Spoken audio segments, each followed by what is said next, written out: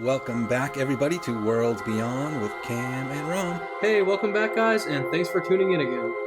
So Cam was down for a visit this week, which gave us a chance to both record together and also get to the movie theater a few times to see some films, which we don't often get to do in bulk. Now, on our fourth episode, we feel like we're getting the hang of this podcasting thing, and we're also getting caught up with more current films that have just come out, just been released, and we're going to be speaking about those films right after their release.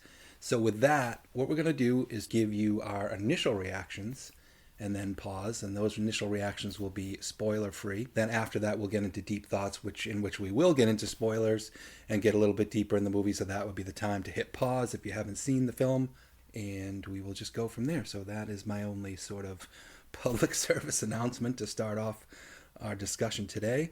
Today, we've all been waiting for it. We are going to be speaking about Eternals, the latest Marvel film, and a film that's come with a lot of sort of noise around it, and just in terms of the reaction. This is going to be a very different film than other Marvel films.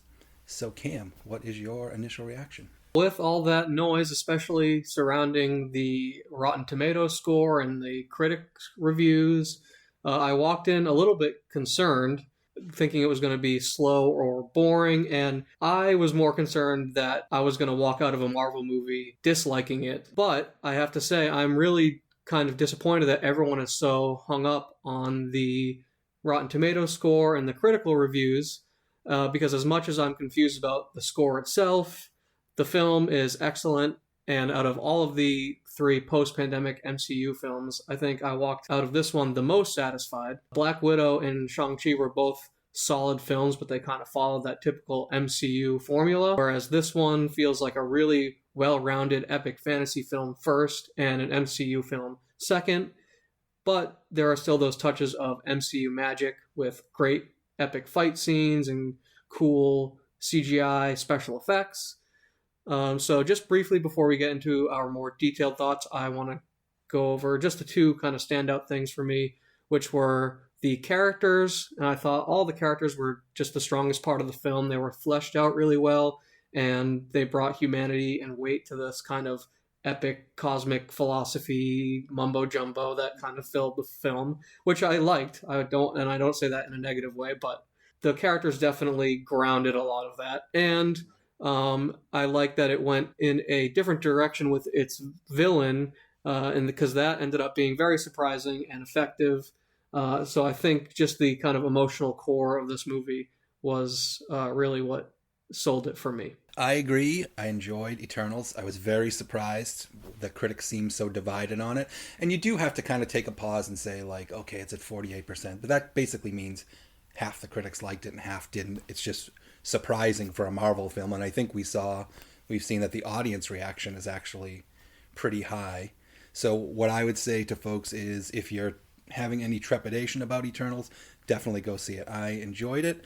I think I know why some critics are kind of a little iffy on it. There were definitely some things that gave me pause, felt a little clunky early on, but I feel like the film totally got its wind in the midpoint and took off, and I thought it had a very satisfying final act. Overall, I liked it more than Shang-Chi. I would say, since I'm so partial to Natasha Romanoff, I don't know if I can say I liked it more than Black Widow, but it's definitely strong. But I will acknowledge, I do think it's different, and like I said, I think there's some reasons why that we'll talk about. So that's my overall reaction. So now this would be the time, if you have started listening but still haven't seen Eternals and we're going to be getting into some spoilers as we go further. So now would be the time to take a pause. And so what are your deeper thoughts?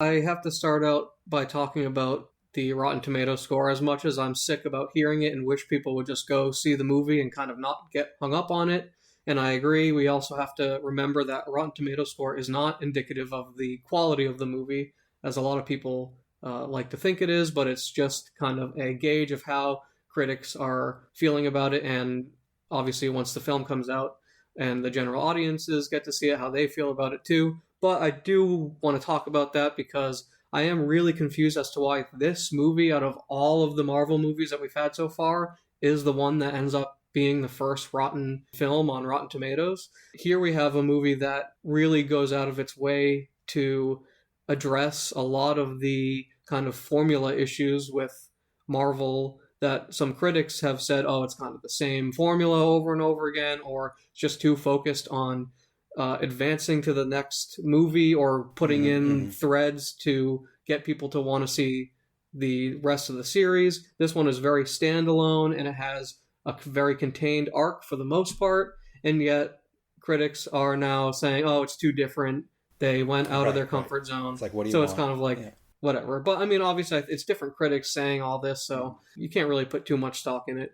But moving on to the actual content of the film itself, I really agree that it started out a little bit clunky, especially at the beginning when they're introducing a lot of those concepts. I actually liked the opening scene that kind of introduced the entire team as they save the Right. Mesopotamian people from the deviant.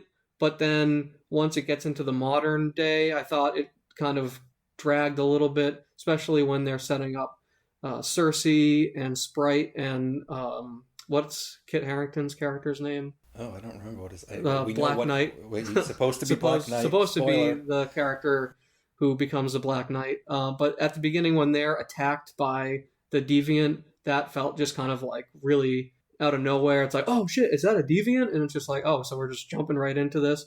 But after that, especially once they started going back and forth between modern day and introducing the characters through the different time periods, I loved all that. I loved the visuals of seeing like ancient Babylon all decked out in super expensive Marvel Disney CGI was really cool. And then just the way that they showed each kind of Eternal being shaped by the their events in the past, and then subsequently went and introduced them in the future. So you got kind of a good idea of their character before they meet with Cersei and the Eternals that are kind of banding together again. I thought all of that was fantastic. Yeah, I'll pass it over to you if you have any reactions. I have a few more thoughts, but I want to hear what you have to say. So I thought I was a little concerned at the start. This was the first Marvel movie that had a starting crawl, like Right? Oh a la yeah, yeah. Star Wars, and I Mm-hmm. said, "Oh boy, Mm-hmm. like we're finally going to have a movie that starts with this crawl and has to tell you all this backstory." And then we went and had the opening battle scene when the Eternals first arrived, and we described how they got there and what they were doing. That was all solid, but gave me a little bit of pause as we went on in the film and introduced the characters. I thought overall the flashbacks were solid and filled in blanks, but a couple of them I felt could have been a little bit briefer. And I think a couple of them could have been trimmed altogether. May not have been necessary. As to why I think this movie feels different to critics and maybe to other people, and I definitely do. I enjoyed it. My trepidation about the movie was unwarranted. I really enjoyed it. It was epic. It was cool. The climactic scene was very satisfying with that Eternal being sort of born and the team coming together the way they did, and the twist with the villain. We won't get into too much of that. Was fantastic. The characters toward the midpoint started to understand their motivation. It was a little bit of felt a little bit paint by numbers for the characters earlier on in the film, but definitely by the second going into the third act, you felt like, okay, I get why these people are going together. I get their motivations and their issues with each other, and it was a very character-driven film, and you can see how Chloe Zhao is very deliberate in her characterization. Here's why I think it was different. Number one, it was created by Jack Kirby. He went back and forth a lot between DC and Marvel, and I would just say that the team, the Eternals, as a comic book superhero team, almost kind of feels a little more DC to me than Marvel. So that was something that I think was sort of different and may feel different to people.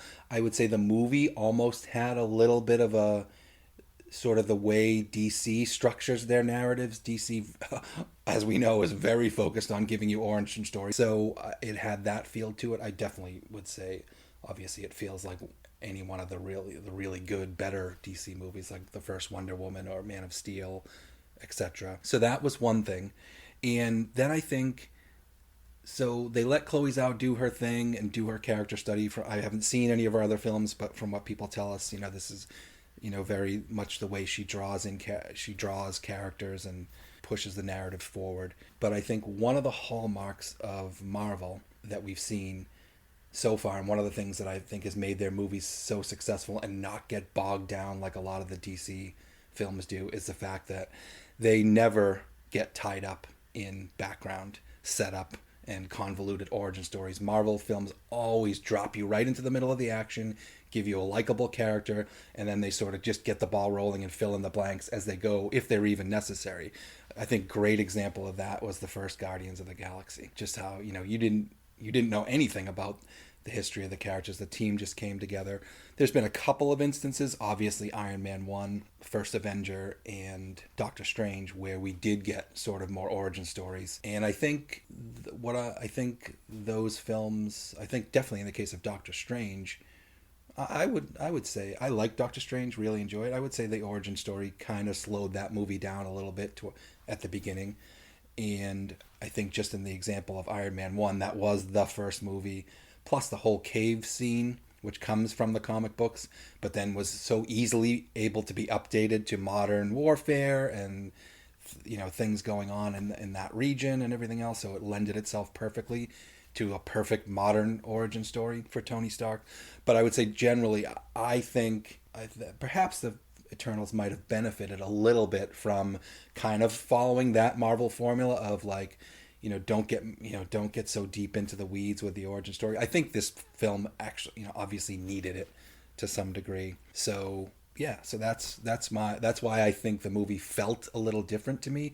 I think as it gets going, and again, it gets into its very satisfying final act, that sort of fell away. I love the characters. Humor was great. For 10 heroes, everybody got their screen time. Everybody got their important points. I definitely felt, I definitely was feeling the emotion of the movie by the time we got to the end of it. So again, I would just say to folks out there, just, if you have any trepidation about this movie, I think you hit the nail right on the head with your analyzation. And to kind of go a little bit deeper too, it was just there. I just saw an article that came out like in the last day or so of Chloe Zhao saying how inspired she was by Zack Snyder and DC, Man of Steel. I did not know that. She also said she's a huge Star Wars fan. That's unrelated, but I think that's really cool too. I always love when these kind of, and I say this tongue in cheek, I don't mean it in a negative way, but kind of artsy fartsy directors have this nerdy side to them. They still are able to appreciate good entertainment and don't brush it off like a lot of them do. Right. So I appreciate that. I will say I do think this is the closest Marvel film to what DC has been putting out recently. But I think that people are going too far in kind of overstating Zack Snyder's influence. Like I saw this thing trending on Twitter, like Zack Snyder is the blueprint for all good like blah, blah, blah. Come on. And it's just like, okay, we have to take a step back and realize just because there's kind of more weight to all of this kind of philosophical, talky stuff between these hyper-powered characters, it still is a Marvel film, and DC has always been so afraid to put any sort of humanization or humor in their films, but there's still plenty of great humor, and the camaraderie between the team is fantastic, as it is in every Marvel movie. So I do think that this Marvel movie does all the stuff that DC has been trying to do with more darker, kind of philosophical, what does it mean to be a superhero kind of stuff, but still gives it that great Marvel spin, which is kind of what I was getting at earlier. So to kind of get into bits and pieces, I wanted to first talk about probably my favorite character, Kumail Nanjiani's Kingo, who was the kind of Bollywood movie star who brought a lot of that lighthearted Marvel-style comic relief. And then I can't remember the character's name, but his kind of partner there who followed him around with all the different cameras as he... He was hilarious. Yeah. I loved him. And he brought kind of that actual human element. Right. Because he was kind of that one saying, like, come on, guys, you have to save the Earth. But I thought it was really interesting that at the end, he said, I don't know how I feel about this, and walked off and was not a part of that final battle. I was so expecting him to show up for the mind meld thing. No, yeah, they totally kind of set that up to be that kind of like, he, like Han Solo in episode 4 where he comes back at the last second and is the kind of final key, but he never came back. But there was no kind of ill will at the end of it. They kind of understood. He was like, well, I love Earth, but I also have this responsibility to the Celestials. So I thought that was kind of an interesting twist, and I just loved his character and all the different kind of Bollywood tropes that they played with a little bit. I'm not super familiar with Bollywood, but I thought that was really cool. And finally, my last kind of point that I wanted to bring up was the incredible Ancient Aliens influence that was kind of found itself weaving it through. I mean, I guess, and I didn't know this until watching the movie, but I guess Jack Kirby was really inspired by Chariots of the Gods and Von Daniken and all that. So I loved that, but it really seems like Chloe Zhao took it to the next level with the Domo was a giant flying black triangle. I have to imagine that there was some sort of connection between that and the black triangle UFO sightings. And then at the end, there was in that kind of classic Marvel a reel at the end where they show all the different actors' names with the cool art and all that. Mm-hmm. There is a image of a celestial, but it's done in the style of the Australian Wandjina cave paintings, which are those famous cave paintings in Australia that are often cited in Ancient Aliens. They have those big black eyes and kind of the prototypical kind of almond-shaped head and everything else of Greys, but so I thought that was kind of another point towards their Ancient Alien kind of connection as they did that image of the Celestial in that style, which I thought was really cool. And I'm sure there's other little connections here and there that I missed, but that was my last kind of... Yeah, my only other sort of odd end was one of the things that was a big deal was that this has the first quote-unquote sex scene of a Marvel film. And it was very chaste. Yeah. I mean, you see more racy stuff on primetime network TV than that. But even when they first got together, Icarus and Cersei, and they had their little makeout scene, I was like, this is going on a little long for a Marvel movie. Right, yeah, we haven't seen anything like that. The only thing that comes... Okay, I get it. They really like each other. So to me, my reaction overall, I thought it was fine. Obviously not a problem at all. I didn't really think it was necessary. And in a way, it was, I think, the director telegraphing that something about Cersei and Icarus's relationship is going to be very key to the outcome and the resolution.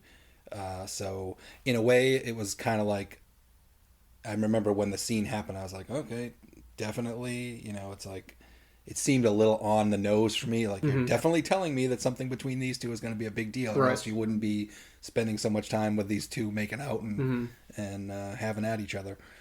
So I thought that was kind of funny. So to me, it was fine, but I would say it also felt a little unnecessary.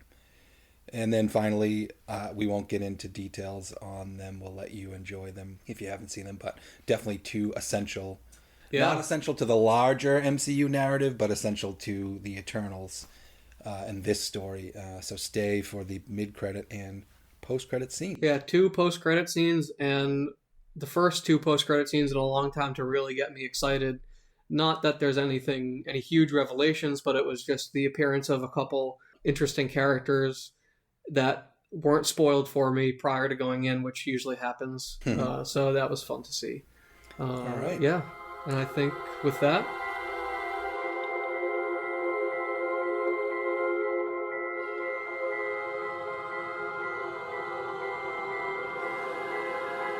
All right, moving on to the back half of Marvel's What If on Disney+. So I think what we'll do is just launch into the episodes and just give a sort of quick reaction. There was 9 episodes total. We've already done the first 5, so there's just 4, and 2 of the 4 were basically a 2-part episode.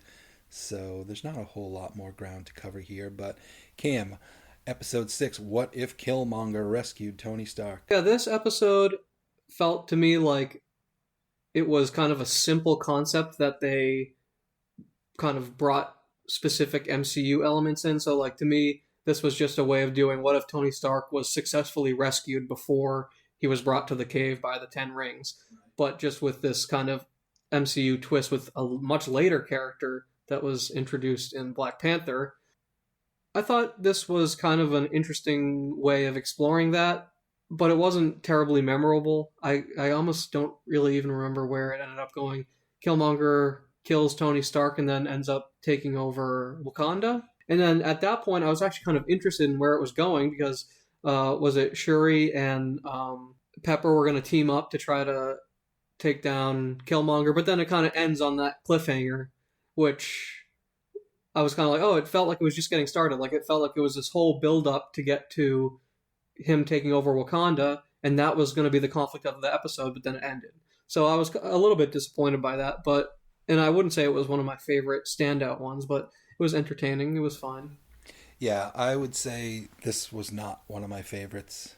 To me, it carried on that feeling of that I talked about in the previous episodes, where some of these episodes went sort of dark and kind of a downer, and that's what I felt with where this episode went. It just seemed to be like one bad circumstance after another, with Killmonger taking down Tony and taking over all of his technology, and then going to Wakanda and basically carrying out the plot that he had planned that was covered in the Black Panther film, and it looked very bleak for humanity. And that's what it was. The episode ended, and it just had that little tag of Pepper and Shuri, or Shuri finding Pepper, and they're gonna go hopefully do something to reverse all these terrible things that Killmonger has done. So that, for me, yeah, I just was like, wow, this is really kind of a bummer, and there's just like a little glimmer of hope at the end. So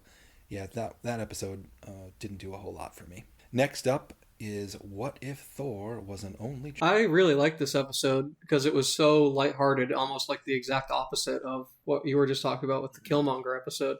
To me, it felt almost like a traditional, like 30-minute cartoon plot like you would see on Disney Channel or Nickelodeon, where it was mostly focused on just kind of goofiness, and there wasn't a whole lot of tie-ins to the MCU.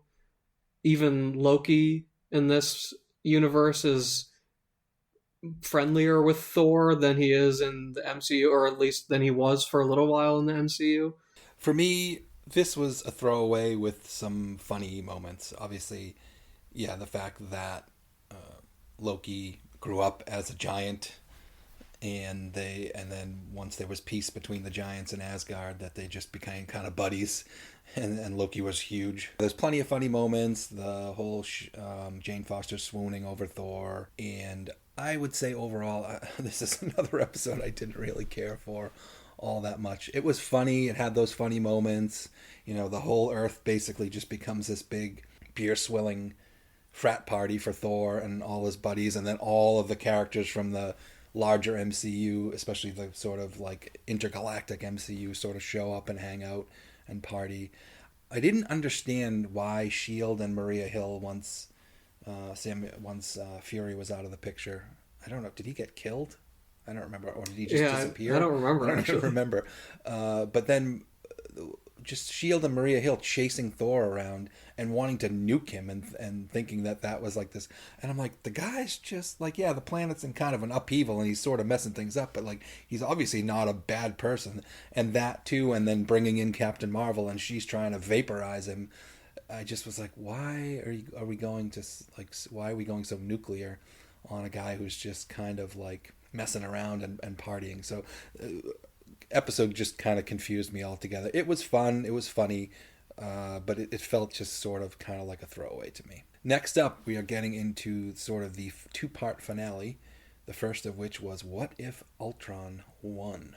This episode was very good, I thought, and actually, ironically, it's a lot closer to the comic book Age of Ultron than the movie Age of Ultron, because the comic book Age of Ultron is pretty much exactly that. It's what if Ultron won and the entire Earth has been taken over and there are Ultron drones. And actually, I think, if it's been a while since I've read that comic, but I think Black Widow and Hawkeye are the two main characters of that comic. But then it gets into weird time travel-y stuff whereas this one did, but in a different way with the Watcher. I like this one. I thought it was a great setup for the two-parter. Yeah, I really enjoyed this episode too. I love the Clint and Natasha team up.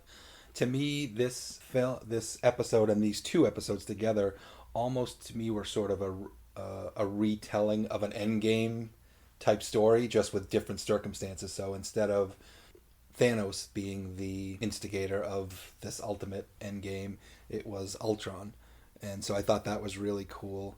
I thought finding that solution with Arnim Zola and injecting his AI into Ultron would be as the way to sort of solve the problem was really cool. So yeah, I thought this was a great setup, and it had that feeling of everything is so bleak and it's over, the way you felt at the beginning of Endgame, and then all of a sudden there's this like out of nowhere glimmer of hope. Mm-hmm. So I thought that was great. So then just moving right into the second part, what if the Watcher broke his oath? I'll start here. Again, I just felt like this was great. It was an Endgame-like finale. I loved seeing the Watcher sort of almost break his Watcher's fourth wall, if you will, and kind of become a character, and not only and actually getting into the action. I don't think I've ever seen him. Not that I've delved that deeply into his comic book narratives, but him act as like a powered being and get in a fight with somebody. Mm-hmm. So that was cool. He had a couple of funny lines when he was sort of threatened, and he's a character that you would typically, never see get threatened. And then as we came to the outcome, I loved that Natasha was so key to the outcome, and unlike Endgame, she survived, and she was sort of the linchpin to making everything happen. So I really enjoyed that. I like that the Watcher went back to a lot of the bleaker, or really all of the episodes, but especially the bleaker episodes, and like got Doctor Strange, who was just in that little time bubble by himself and everything. So that kind of lightened up a lot of those bleaker endings. Although I guess they returned to the. They were all returned to sort of different timelines, I guess, or in some cases their original timeline, in some cases. Right. I guess if it was appropriate, then they were returned to their original timelines. But Natasha was dropped off in a different timeline. Mm-hmm. Yeah, no, I don't have any really deep thoughts on any of these. I think as a whole, What If is a really good, fun kind of side story, but I wouldn't say it's certainly not essential to the MCU. Yeah. And I wouldn't say I have the desire to really go back and watch any of these again. Whereas I always rewatch the MCU films, and I guess I haven't rewatched any of the TV shows yet, but I do want to eventually. But I don't really have that same urge to do that with What If. Yeah, you nailed it. The word I wrote down was essential, and just that this was a fun Marvel thing. It was fun to look forward to the episodes coming out each week because there was nothing else Marvel happening at the time. But I absolutely wouldn't call it essential, and I'd say overall, if they do another season, great, I'll watch it, but I'm kind of indifferent to whether they come back with another season. Yeah, I think they have already talked about doing another season, and I agree. I'm not going to be like super excited for it, but I'll definitely watch it and probably enjoy it, and it's always great to have the actual voices come back, which I thought was good. If this was just all imitation voices, I don't think I would be nearly as interested in it.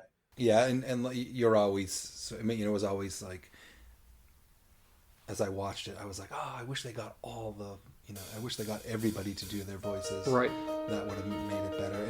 And who knows, they could they could have released this season and look at the reaction, and maybe they'll come back with a different spin on it in a future season, and it will be more essential. But overall, liked it. It was fun. It was a fun diversion, but again, it didn't feel like it was super essential. So that is a wrap on Marvel's What If, and a wrap on this episode. Coming up in our next episode, since we did get to go to the theater a few times this week, will be our review and reaction to Dune and Last Night in Soho. So that will be coming up in our next episode. We've got a Facebook page set up now. We'll be setting up a dedicated Twitter page so folks can react to the episodes. If you've got any comments, we'd love to hear them. But if you're enjoying the show, please give us on whatever podcasting apparatus that you use. Please give us a subscribe or a follow, and certainly a like and a comment. And we're enjoying doing this. We're hoping folks are enjoying these discussions. And thanks very much, and we'll see you the next time. Thanks a lot for tuning in, guys. Hope you're here for the next one.